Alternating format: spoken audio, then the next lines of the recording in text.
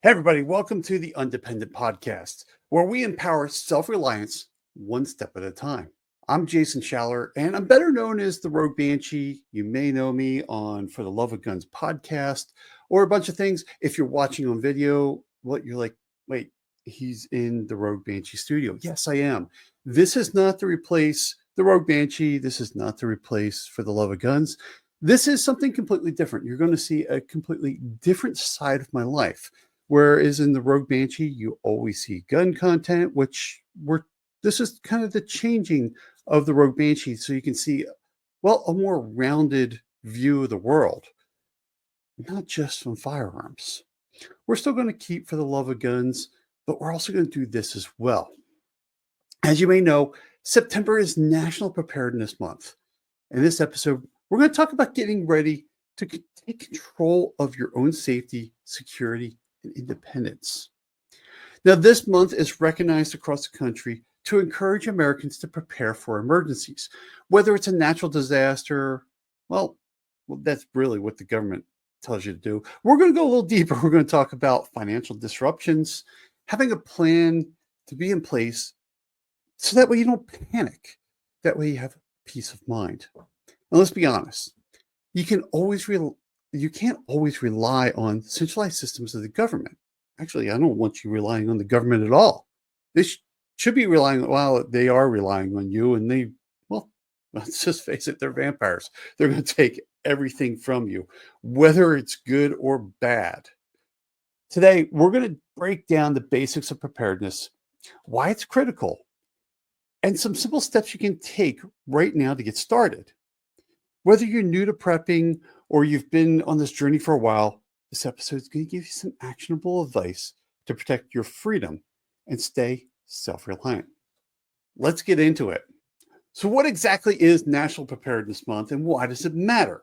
The idea of this month is really to raise awareness so that way people can take steps to prepare their homes, their businesses, and their communities for natural disasters like hurricanes, wildfires, or man-made issues, which oddly enough can be wildfires depending on where you're at. But we want to take this a little farther.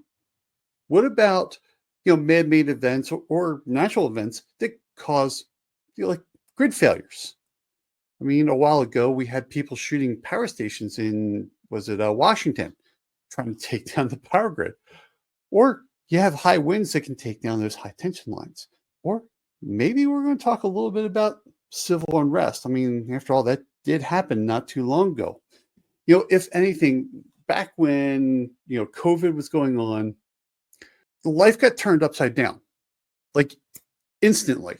And the systems that we rely on, like food supply chains, utilities, even healthcare, was instantly disrupted. But what we want to talk about in National Preparedness Month is really the highlights that'll get us through disruptions and get power back into your hands. It's about taking control of your own situation. Preparedness is more than just having a stash of canned goods. This is more than beans, Band-Aids, flashlights, that type of stuff. It's about securing your personal freedom in uncertain times. Think of it as insurance. It's not just your home or your car, but your entire way of life. Now, government agencies promote this to help reduce pressure on emergency services. But in reality, we should be thinking about how to reduce our reliance on all centralized systems, whether it's government, big corporations, the power grid, what have you. True self-reliance is key, and that's what we're going to talk about. Now, I call this the Undependent Podcast. I don't believe that we can be truly self-reliant. We can be less reliant. Sooner or later, we need input from somewhere else. So we can't be truly self-reliant. So we're going to talk about that journey to self-reliance. We always want to try to get there. We just know we're never going to actually achieve it. But that's the goal. Some of you, hey, you never know. I might have a billionaire in the audience that can go buy a fertilizer plant, go buy this, buy that, and be truly self-reliant. the average American, we can't be truly self-reliant. Sooner or later, we're going to need help from someone else. But that's what we're going to do. We're going to talk about becoming independent. Now, to do that, we need to build a solid emergency plan. So where do we start? We hear a lot of people talk about prepping. I mean, that is like the big word out there. It's been big for a while. I remember hearing it really for the first time back in Y2K. So that's 24 years ago. People were so worried the grid's going to go down. We're going to lose our power plants, and all this stuff was going on. And people were buying MREs and Hummers like crazy, thinking they're going to, live out this apocalypse. But really, that didn't happen. And even if they did, those people weren't really ready anyway. So having supplies is important, but having a plan is critical. Let's think back to 9/11. In New York City, emergency services were stretched thin, right? Everybody was responding to the Twin Towers. You had fire and police couldn't talk on the same bands on the radio. They couldn't communicate, yet alone talk to any of the feds. Communications was like insane, yet alone everybody jumping on their cell phone trying to make a phone call. So if something happens, how are you going to communicate with your family? You might not have cell phones, right? But if you're close, you could still kind of talk. We have GRMS, we have all kinds of radios that we can use. But if you have a little bit of internet, you might be able to send it, like a message, right? An email. Think of other ways of talking. You could always set up like a Discord channel. There's a lot of other things out there, but think about how you're going to communicate. We've seen things where colleges that have been hit by hurricanes, they're trying to communicate with their students. They have no idea where they're at. Everyone's scattered for their hurricane. And they started setting up, the hurricane hit and infrastructure was down. They were trying to come up with, bulletin board services. So what are you going to do? How are you going to communicate with your family? Where are you going to go? Think about that. Where are you going to go if you need to leave your house? How are you going to survive? What if it's 72 hours? Can you live alone on 72 hours? What if it goes longer? So we already talked about cell services being down. Internet access could be spotty. Things like that, right? You want to know where you're going to meet. Where are we going to meet up? What if something happens? Like I'm out here in Montana. We had a really bad wildfire just 10 miles down the road. Those people had to evacuate. It was burning away from us. We weren't worried here. Plus, I'm a little more into the valley, so they're not going to let that enter into this valley. They're going to put it out quick because this is the majority of the population. But think about that. You come pulling up to your house and the police are there and they're not going to let you to your house. Sorry, it's evacuation time. Do you have ways of communicating? Where are you going to go? Do you have a meetup place? Think about that stuff. The key here is not to rely on technology because that technology could fail when we talk about the 9/11 with cell phones. Yeah, sure, in this case, they still had cell phones. They could talk, but what happens if they couldn't? What if you were in a dead zone? What if that fire took out the cell phone tower? So think about that. Think about evacuation. What's the safest routes out of your house, out of your neighborhood, or even out of your city? Look, you can't just go out into the woods. We're not going to be red dawning it out in the woods. Look, we need to start thinking about this stuff. Think about every hurricane that comes along. And the news choppers go up in the air, and that's all you see is just cars parked on an interstate for how long. How are you going to get out? Have a clear idea of where to go if it becomes unsafe. Do you have a friend somewhere else? Do you know a hotel? Man, just a hotel that you go, hang out for a little while. What happens if you have dogs, cats, your animals? You might not be able to get into a hotel. You might have to go farther for a hotel. You need to know where these places are ahead of time. And thinking about, that 72 hours. Fine. Man, look, I could live on Kind bars for 72 hours. It's not going to be fun, but I could do it. But we got 2 dogs. I got to think about them too. How are we going to feed them? because we can't just switch their food. I mean, we could, but if you have a dog, you know that you don't just switch foods like crazy, right? It becomes an intestinal problem for the dogs. We learned through the pandemic, through COVID and all that stuff, dog food got really weird. We were very well prepared because at that time we had paid everything off. We had prepared for financial disaster for us because that was the most likely thing to happen to us. We didn't have an idea about a pandemic. However, our other preps got us through that as well. But one thing that we learned our weakness was dog food during that. I mean, we had a stash of dog food. We just didn't have as big of a stash as we needed to. And one of the things we found is like we feed their dogs the beef dog food. Well, beef wasn't available. We had chicken, so we had to buy chicken and start mixing it. Now what we do is we buy both and we do a 50-50 mix. That way, if for some reason one is not available, but the other is, it's not that hard because they're already on a 50-50 mix. Their digestion system is already ready. But think about yourself. You're going to live on kind bars for 72 hours. Trust me, it's going to eventually catch up with you. But think about water, food, first aid, shelter, tools, right? So when I first lived when we first moved to Montana, we learned about having a kit in our car. I mean, we're used to all the services on the East Coast. I mean, you get stranded in your car, you're not going to be stranded for long, right? I mean, out here, you could get out there, right?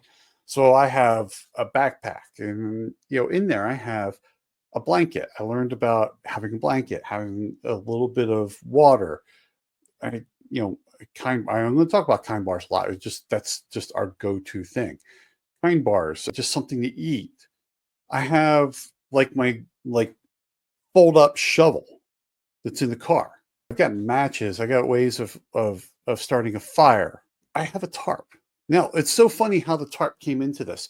The tarp is really for when I go shooting because I can lay it out and the ejection pattern out of my pistol, the brass lands on the tarp. It's easier for me to clean up. But it's also shelter. It does double duty in my car. Look, the goal is not just survival. It's about maintaining comfort during crisis, right? So I have a way of, if I get stranded in the wintertime, I have a really nice warm blanket, right? I don't have to run the car. I can stay warm because look, eventually you're going to run out of gas, or if snow piles up and you get carbon monoxide, a lot of us, I can stay warm, right? If for some reason, I don't know, I'm there and the window gets, a window gets punched out, I've got a tarp in the back I can use.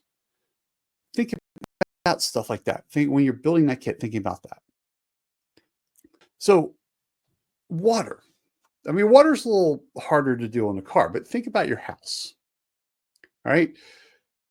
We never really understood how much water we used in this house until we got a Berkey water filter. I mean, we had that Berkey for, years, a long time. And we learned how much water we go through just drinking in this house. It's a lot. It's way more than I ever thought. But you want at least 1 gallon per person per day. You want a minimum of 3 days. Now, you also got to remember, what about your dogs, your pets, your cats? You got to plan for them too. And trust me, they go through more water than you think as well. So think about water. Now, you just realize that, if the water system goes down, most people have this big water tank full of hot water. There's water there, right? You have 50 gallons of water, 55 or whatever the size of your tank is. But what if the water grid goes down? What if the water is unsafe to drink? I mean, you can stock up on bottled water. I mean, we have a stash of bottled water. It's not that expensive, but definitely think about filtration system. And the reason why I like to say, think about the filtration system. Like for us, we have a Berkey. I absolutely love that thing. We got the best tasting water out of that Berkey. But we filter all of our drinking water for us and the dogs through the Berkey. And we we store that, right? So we'll store our water, we'll refill bottles and store them. So there's usually about 6 gallons of water out of the fridge. There's 2 gallons in the fridge, plus whatever, the Berkey's always full. The reason why we like to filter our water is, well, what if there is a boil warning, right? So something happens and they say, hey, the water is unsafe to drink. You need to boil it.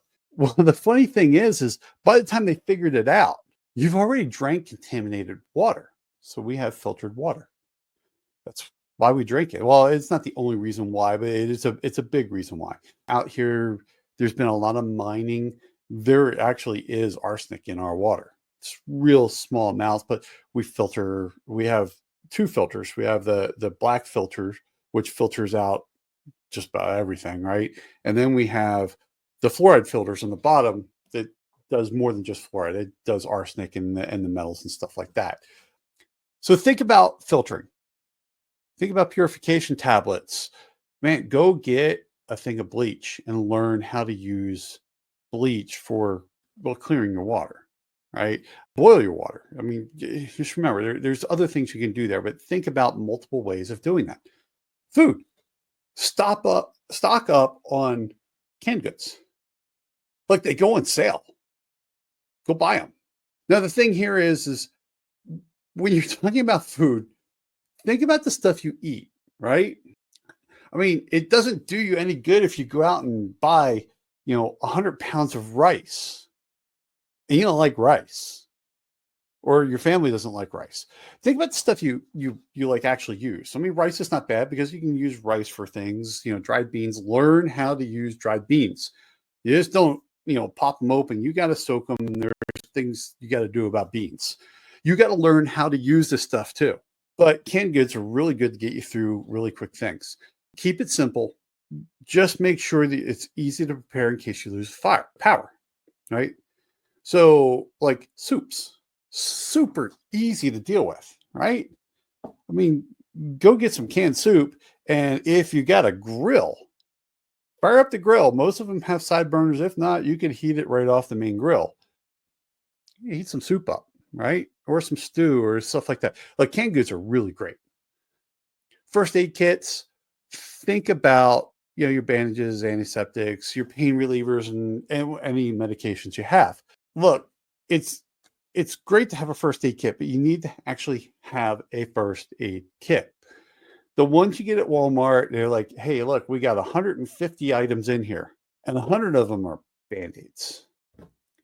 I mean, it might work for most of the time, but what happens if you get something a little more serious? I mean, I remember being at SHOT Show this year, and one of the guys staying at the house, he got in my car because I drive the SHOT every year.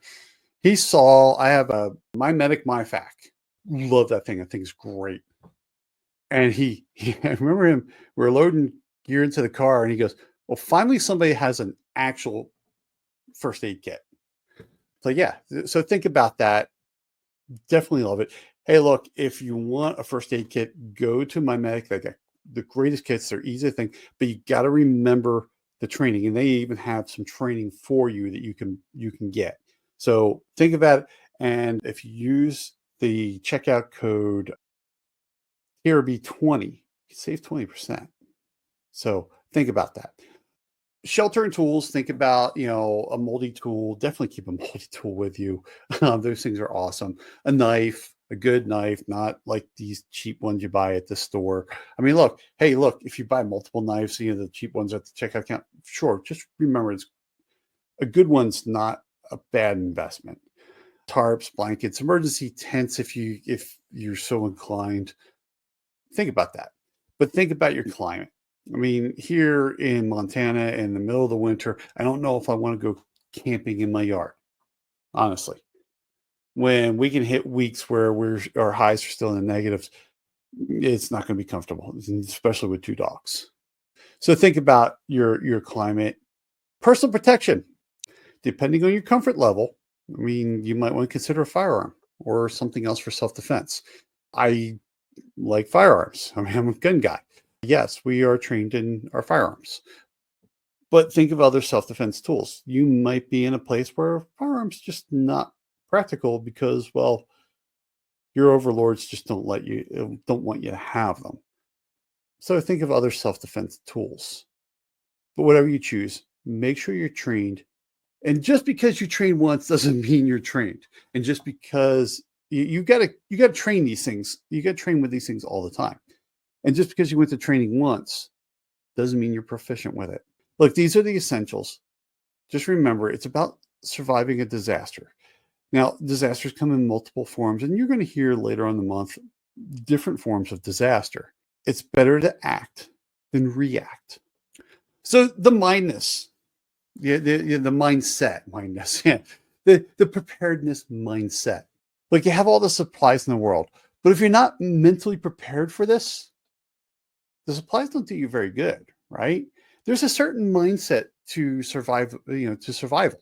I remember going through search and rescue training, and we talk a lot about the survival mindset. The people who are there, they're like, they might not have everything there, but they have that desire to live. They're the ones that live. It's the ones that give up that die, unless we just happen to get to them in time, right? So you need to have the mindset. It's about resilience, quick decision making, staying calm.